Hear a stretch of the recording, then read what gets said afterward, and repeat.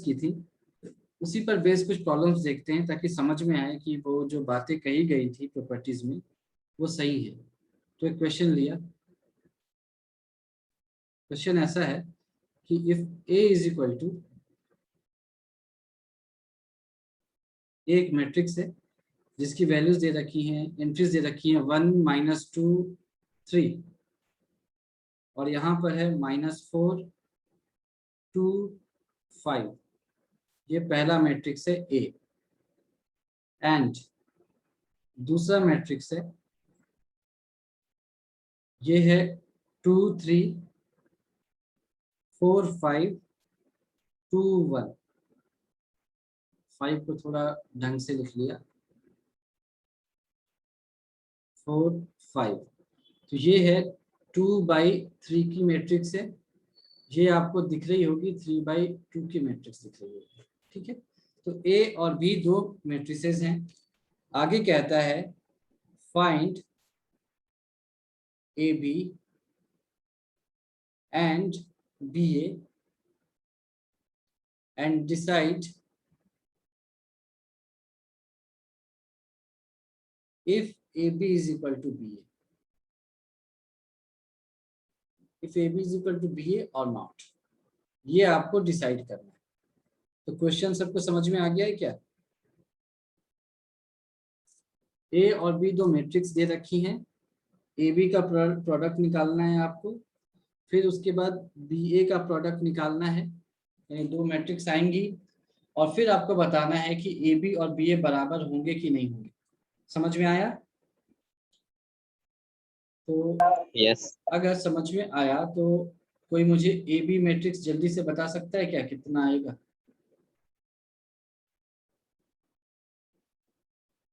मुझे बताते जाओ, मैं लिखता चला जाऊंगा, या साथ में कर सकते हैं। सर 2, हाँ, फिर सर +2, +2 सर +3 नहीं,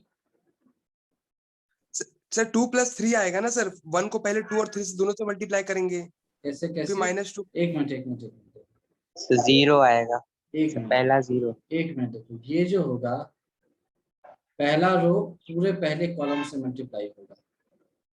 ठीक है, समझो Yes, sir, पहले, तो एक मिनट सुन लो पहले। पहला रो पूरा का पूरा पहला रो पूरे के पूरे पहले कॉलम से मल्टीप्लाई होगा। यहाँ तक ठीक है? अच्छा, ये पहली बात हुई। अगली बात, इससे मिलेगा क्या? इससे मिलेगा केवल एक एलिमेंट जो कि पहले रो और पहले कॉलम में होगा। समझ में आया? पूरा का पूरा पहला रो, पूरा का पूरा पहला कॉलम मल्टीप्लाई और ऐड होकर के क्या बनाएगा? एक एलिमेंट। और वो एलिमेंट कहाँ पर होगा? नए वाले मैट्रिक्स के पहले रो और पहले कॉलम का एलिमेंट होगा।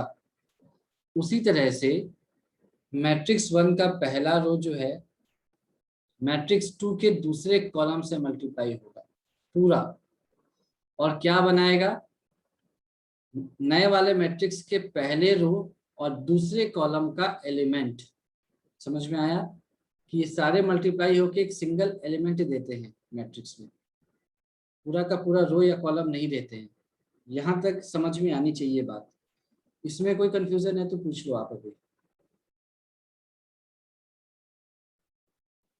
इसमें कोई कंफ्यूजन है क्या भाई? कि पूरा का पूरा रो और पूरा का पूरा कॉलम मिलकर के, ऐसा मत समझ लेना कि एक नया रो और नया कॉलम आपको मिल जा रहा है, ऐसा नहीं होता।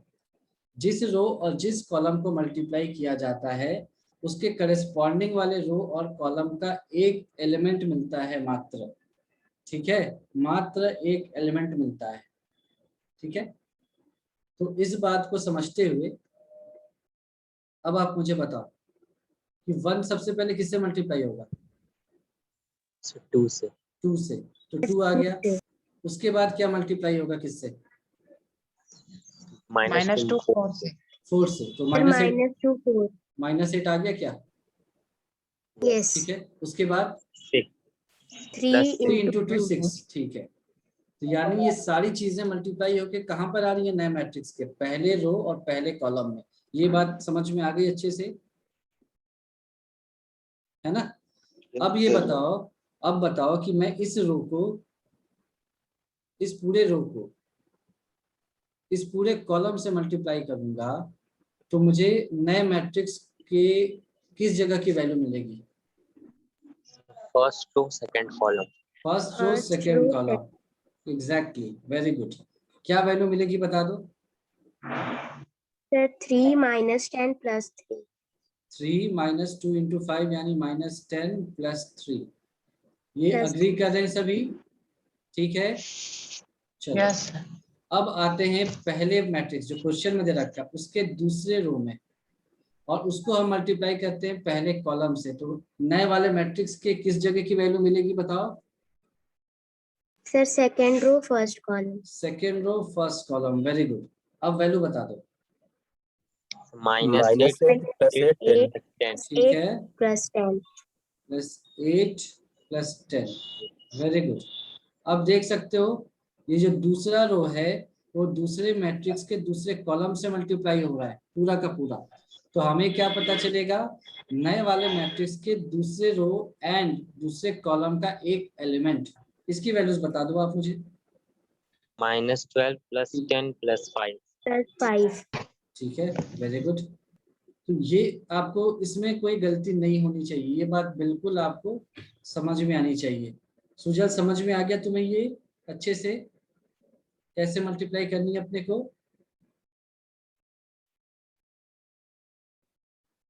तो बता दो फिर पहला एलिमेंट क्या होगा? 0 दिख रहा है मुझे तो, यस सर 0 और ये 6 0 -10 -4 है क्या? -4 और ये तो कैंसिल हो जाएगा तो ये 10 आ 10 गया और 3.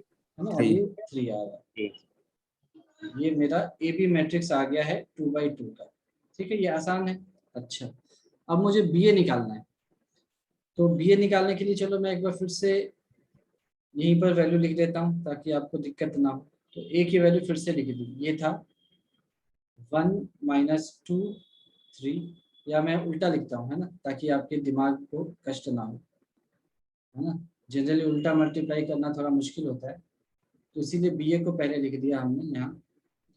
ये हो जाएगा 2 3 4 5 2 1, ये मैट्रिक्स बी है। और मैट्रिक्स ए को ऐसे लिख दिया यहाँ पर 1 - 2 3, 1 - 2 और 3, -4 2 और 5। ठीक है, मेरे ख्याल से 1 - 2 3 -4 2 और 5, ठीक है। अब आप देखो ध्यान से जरा कि जो मैट्रिक्स बी है उसका ऑर्डर 3/2 दिख रहा है, Yes, sir. और इसका आपको 2/3 दिख रहा है। Yes. तो जो इनका प्रोडक्ट होगा उसका ऑर्डर क्या लग रहा है आपको? 3/3. 3/3, और ऊपर में आपको दिख रहा होगा कि 2/2 था। तो अलग तो अभी ही हो गया है ना, बिना सॉल्व किए ही हम बता सकते हैं कि दोनों अलग होंगे। लेकिन क्योंकि हम शुरू में कर रहे हैं तो सॉल्व भी करके देख लिया, 3/3 अभी तक किया नहीं था। तो बताओ इसको कैसे मल्टीप्लाई करेंगे? पहला रो पहला कॉलम। ठीक है, 2 क्या आ रहा into है? 1. 2 × 1 2 + 3 × -4 -12, वैसा आ रहा है क्या? -12. ठीक है, अच्छा। पहला रो दूसरा कॉलम बता दो क्या आ रहा है? -4 plus 6. -4 + 6, गुड। फिर पहला रो तीसरा कॉलम 6 + 15। 6 + 15, 3. गुड। फिर अब दूसरे रो और पहले कॉलम में आते हैं। 4 × 1 4 4 4 -20। -20, गुड।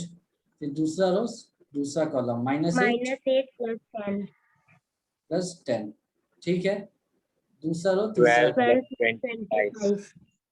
12 और 25, ठीक है। तीसरा रो पहला कॉलम क्या आ रहा है? 2 - 4। 2 - 4 -4 है ना। फिर -4 plus 2. ठीक है, और यहाँ पर 6 + 6 5। plus 5. 6 + 5, ये आ गया। चलो इसको फिर ऐड कर लिया। देखो बी ए की वैल्यू आ जाएगी, ये हो जाएगा -10 -10. 2 2. 21 सर 2 ना, -16 -15 सर 37 -37. है ना, -2 -2 -2 11. 11। ठीक है। तो ये आपको 3/3 के मैट्रिक्स आ गए। है ना। अब आप देख लो, आपके पास एक मैट्रिक्स था ए और एक मैट्रिक्स था बी। सर 3/2 क्या मैट्रिक्स आएगा ना? हाँ क्या? सर 3/3 इंटू 2 और 2 इंटू 3 करेंगे तो 3/3 का आएगा। आया तो हाँ कंफ्यूजन। हाँ 3/2 और 2/3 करोगे तो ये बीच का खत्म हो जाएगा। सिर्फ ये पहला, ये यहाँ से रो ओके आएगा, सर। यहाँ से कॉलम आता है ना। Okay sir. ठीक है, तो ये क्वेश्चन कराने का पर्पस क्या था? इस क्वेश्चन को कराने का पर्पस था कि आपको थोड़ा फील आए कि हम अभी तक क्या कहते थे कि ए और बी दो मैट्रिक्स हैं, उनको मल्टीप्लाई किया। तो कैसे मल्टीप्लाई कर सकते हैं? ए को पहले रखा, बी को बाद में रखा, तो ए भी आएगा। उल्टा भी कर सकते थे कि बी को पहले रखा, ए को बाद में रखा, तो बी आएगा। अब अगर हम रियल नंबर्स की बात करते तो चाहे 2 इंटू 3 करो आप या 3 इंटू 2 करो, वैल्यू हमेशा सेम आती है। लेकिन मैट्रिक्स के केस में ऐसा नहीं होगा। और आपने देख भी लिया कि A B is not equal to B, है ना। आपने देख लिया, यहाँ पर लिख लेते हैं फिर उसको, therefore A B is not equal to B. तो ये आपको याद रखना है हमेशा, A B is not equal to B, यानी कि मल्टीप्लिकेशन जो है मैट्रिक्स का वो कम्यूटेटिव लॉ फॉलो नहीं करता है। ठीक है, समझ में आया है ना। Yes, Yes. sir. अब एक और Yes, sir. प्रॉपर्टी जो हमने कल पढ़ी थी, उसका भी एक क्वेश्चन लेकर के समझते हैं उसका क्या मतलब था। ठीक है, वो ऐसा है कि आपने ए को मान लिया ऐसे 1 0 0 -1, ठीक है, एंड बी एक अलग मैट्रिक्स है, उसकी वैल्यू है 0 1 1 0 मान लो। तो अब आप निकालो कि ए बी की वैल्यू निकाल सकते हैं यहाँ पर। ए बी क्या है और बी ए क्या है?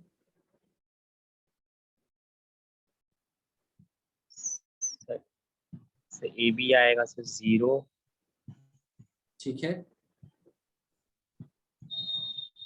ए बी आया 0, फिर 1 1, -1 वेरी गुड, और sir 0। 0, exactly, very good. A B इतना ही आएगा। बी ए बता दो। सर 0 0 -1 ठीक है, 1 1 0। 0, ठीक, सबका इतना आया। Yes, sir. ठीक है, अगर ये आ गया तो हम दो चार बातें इस पर लिख लेते हैं, समझ लेते हैं। पहली चीज क्या है कि clearly clearly A B is not equal to B A, ये तो सबको दिख गया होगा। ठीक है, तो इसका मतलब क्या है? 10 मैट्रिक्स मल्टीप्लिकेशन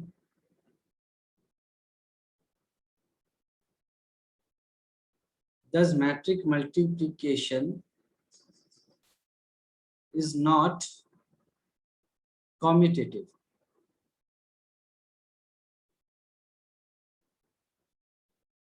ठीक है, कॉम्यूटेटिव का मतलब क्या होता है? पोजीशन चेंज करने से वैल्यू चेंज नहीं होनी चाहिए। लेकिन यहाँ आप देख रहे हैं कि ए बी की कुछ और वैल्यू है, अब ए की जगह बी रख दिया, बी की जगह ए रख दिया, तो वैल्यू चेंज हो गई। तो ये कम्यूटेटिव नहीं है। ठीक है यहाँ तक? Yes. अब आप कहोगे कि ऊपर तो किया ही था, फिर यहाँ पर फिर से क्यों कर रहे हैं? इसलिए कर रहे हैं क्योंकि 2 बार दिखा दिया कि ऐसा नहीं है। लेकिन इसके बाद हम एक और पॉइंट लिखना चाहते हैं। यहाँ तक तो ठीक है, उसके बाद एक बात और लिख ली कि इसका मतलब आप ये भी मत सोच लेना कि ए बी और बी ए है तो हमेशा दोनों अनइक्वल ही होंगे, ऐसा आवश्यक नहीं है ना। ऐसा हो सकता है कि ए बी और बी ए बराबर हो जाए, इट्स क्वाइट पॉसिबल, है ना। हम इसको इसलिए लिखवा रहे हैं कि आप, ये कोई थ्योरम नहीं है। जैसे मैं कहूँ 2 + 3 = 3 + 2, ये एक थ्योरम, एक एक्सियम की तरह हो गया कि इसको प्रूफ करने की जरूरत नहीं है, ये हमेशा ही होता है ना। तो ऐसा नहीं है कि आपने मान लिया, जैसे हम सम में मानते हैं ना मैट्रिक्स का कि a प्लस बी प्लस ए के बराबर होता है, बिना कुछ सोचे समझे मानते हैं।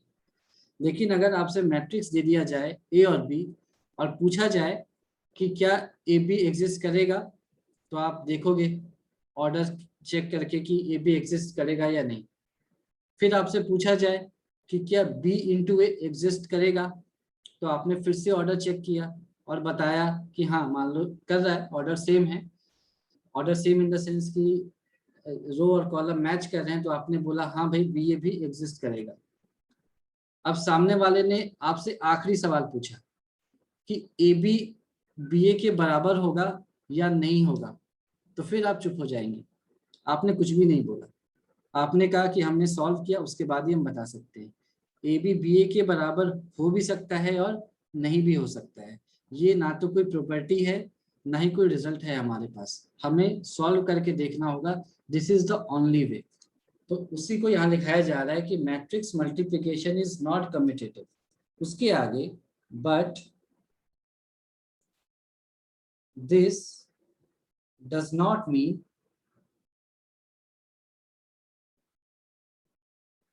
that AB can never be equal to BA।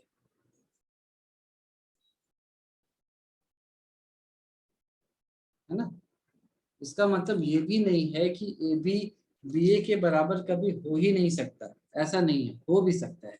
ठीक है, तो ये बात आपको याद रहेगी, है ना।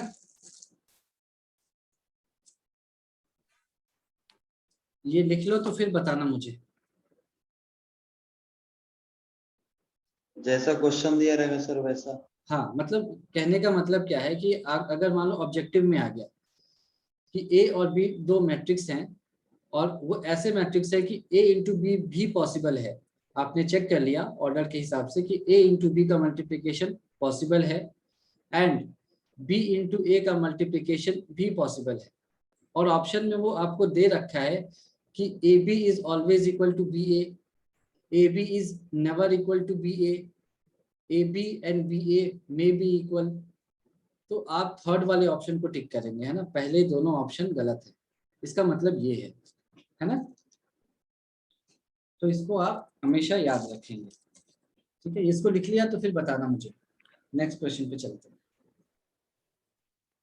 यस सर, हो गया। हो गया, चलो। तो ये होने के बाद हम एक और क्वेश्चन करते हैं, छोटा सा ही क्वेश्चन, है ना। छोटे छोटे क्वेश्चन करते हैं जिससे हमारी प्रॉपर्टीज क्लियर हो जाए। क्या है वो प्रॉपर्टीज, देखते हैं कि फाइंड ए बी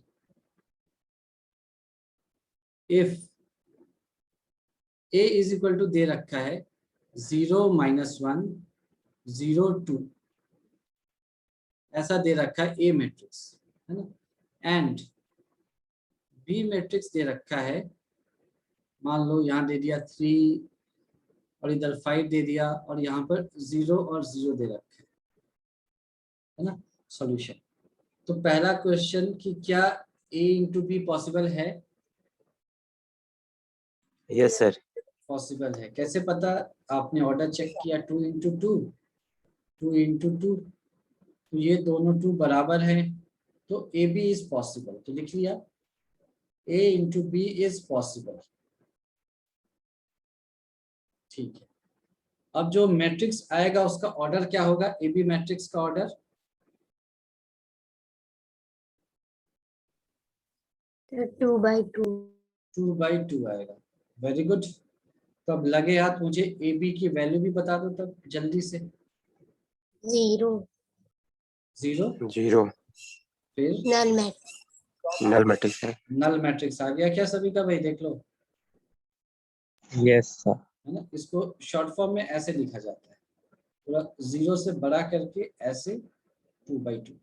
ठीक है, अब ये क्यों आपको बताया गया कि अच्छा ये देखो ए क्या एक 0 मैट्रिक्स है क्या ए के अंदर कुछ वैल्यूज हैं, बताओ। एक 0 ए के मैट्रिक्स अंदर है वैल्यू। ए के अंदर वैल्यूज हैं। अच्छा बी को देखो, बी के अंदर कुछ वैल्यूज हैं या बी 0 मैट्रिक्स है, वैल्यूज है। वैल्यूज हैं, लेकिन इन दोनों का प्रोडक्ट क्या दे रहा है, सब कुछ जीरो Yes, sir. जीरो है ना। तो हमने एक बात कही थी कि रियल नंबर में अगर x इंटू वाई जीरो है, इसका मतलब या तो x जीरो होगा या तो y जीरो होगा या फिर दोनों ही जीरो होंगे, ऐसा ही होता है ना। या फिर हमने अगर एक ही बार में कह दिया आइदर x इज जीरो और y इज जीरो, तो फिर थर्ड कंडीशन अपने आप हो जाता है, एक जीरो है। पर यहाँ पर देख लो आप कि a भी नॉन जीरो है, b भी नॉन जीरो है, लेकिन उन दोनों का प्रोडक्ट एक नल मैट्रिक्स आ रहा है, दिख रहा है। तो यही एक खासियत है मैट्रिक्स की, जिसको लिख लिया यहाँ पर। Here both A and B are non-zero matrices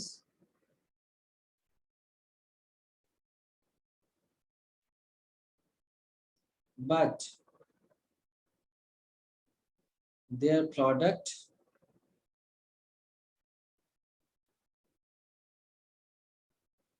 is a null matrix.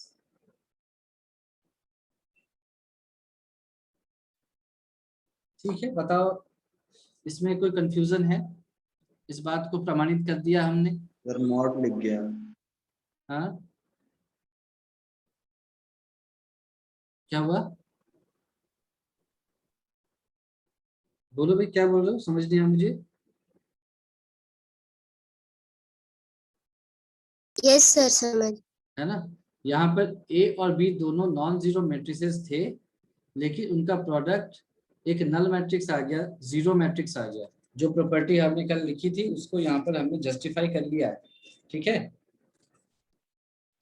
तो अब इसमें दो तीन छोटी छोटी बातें हैं। यहाँ तक लिख लिया ना सबने? नीचे बढ़ूं?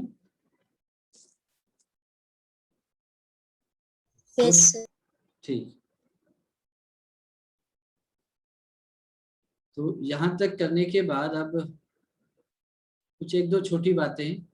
इसके प्रूफ्स में हम नहीं जाएंगे, हम सिर्फ रिजल्ट्स हैं सिंपल से, उसको बस एक बार देख लेंगे। वो क्या है? Properties of multiplication of a matrix.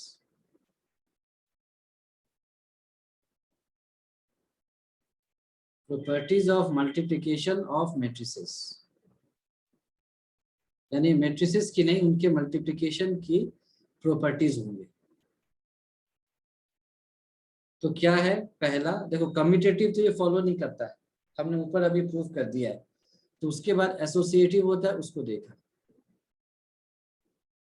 Associative law. Associative law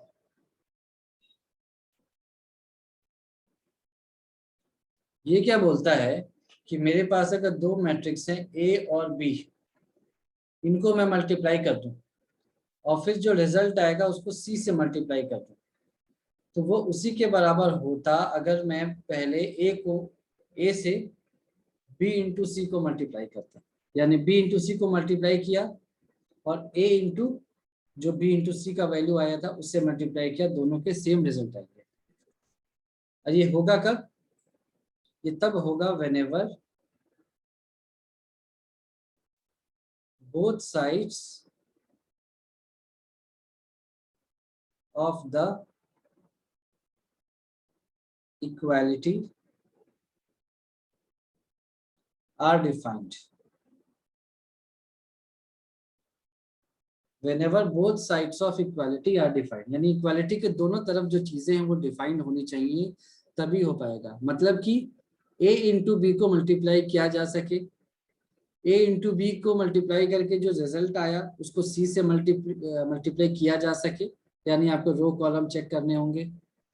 similarly B into सी को मल्टीप्लाई किया जा सके और B इंटू सी को मल्टीप्लाई करने के बाद जो मैट्रिक्स आया उसको मैट्रिक्स A से मल्टीप्लाई किया जा सके।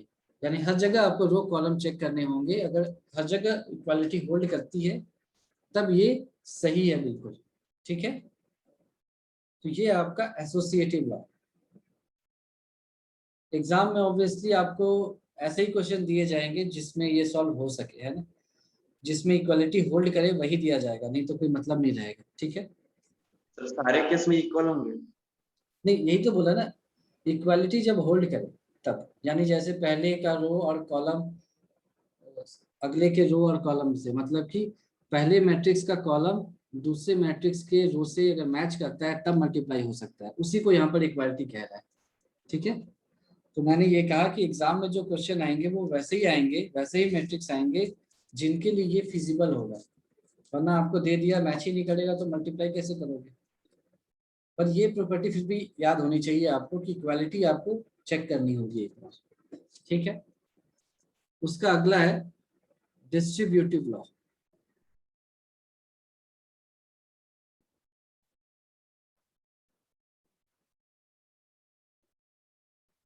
डिस्ट्रीब्यूटिव लॉ आप पढ़ते आ रहे हो, ये उसके दो लॉज हैं। पहला है ए इंटू बी प्लस सी, ये बता सकते हो क्या होगा? ए बी प्लस ए सी।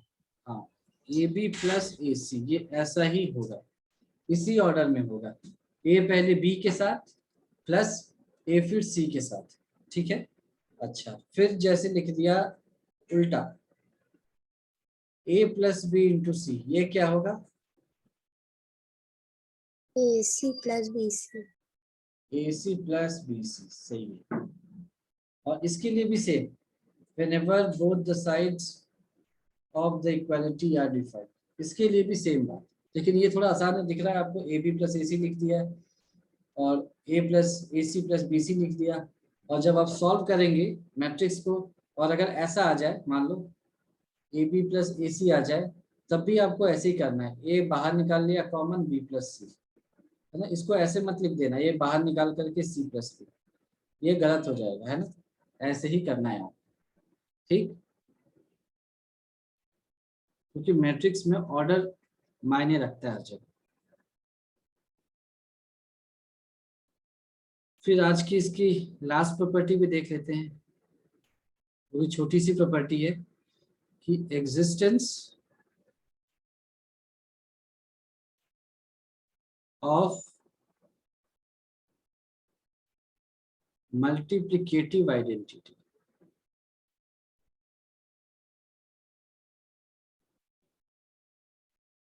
इसका मतलब क्या होता है, कोई बता सकता है मुझे? हमने थोड़ी देर पहले, थोड़े दिन पहले पढ़ा था ये सब, इसका मतलब क्या होता है बता सकते हो? ऐड करें किसी मैट्रिक्स में तो कोई कोई रिजल्ट। ठीक है, सर कोई भी नंबर को मल्टीप्लाई करेंगे तो वही आ जाए। ठीक है, जैसे अगर हम नॉर्मल बात करते हैं, मान लो एक नंबर है 5, तो उसकी मल्टीप्लिकेटिव आइडेंटिटी क्या बता सकते हो आप? 1। 5 को 1 से मल्टीप्लाई किया तो 5 की यस। आइडेंटिटी वैसे ही रही। ठीक है, तो आपको 1 कुछ स्पेशल लग रहा होगा यहाँ पर, है ना। तो मैट्रिक्स में 1 से मिलता जुलता कुछ आपने पढ़ा है अभी तक? Identity matrix. हाँ, आइडेंटिटी मैट्रिक्स, जिसके सारे एलिमेंट्स 1 होते हैं। तो आइडेंटिटी मैट्रिक्स किस तरह का मैट्रिक्स होता है, किस मैट्रिक्स के कैटेगराइजेशन में फॉलो करता है, फॉलो करता है?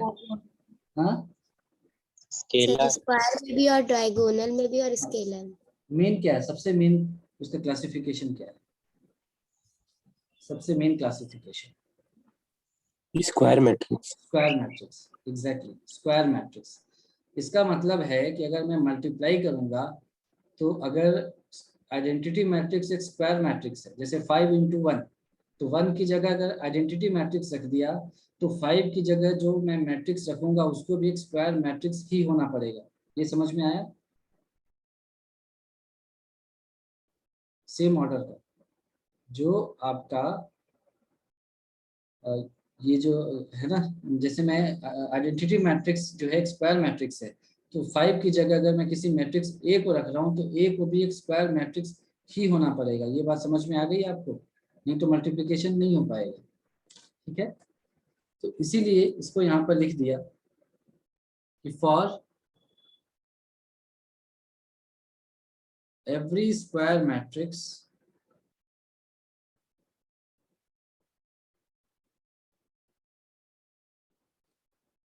A, there exists an identity matrix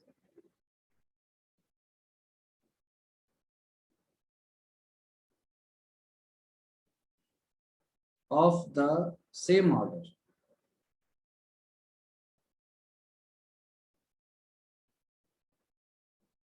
such that I into A करो या फिर A into I करो, ये हमेशा से I ही रहेगा। ठीक है, आप I into A करें या A into I करें, वो हमेशा A रहेगा, सॉरी I नहीं रहेगा, वो हमेशा A रहेगा।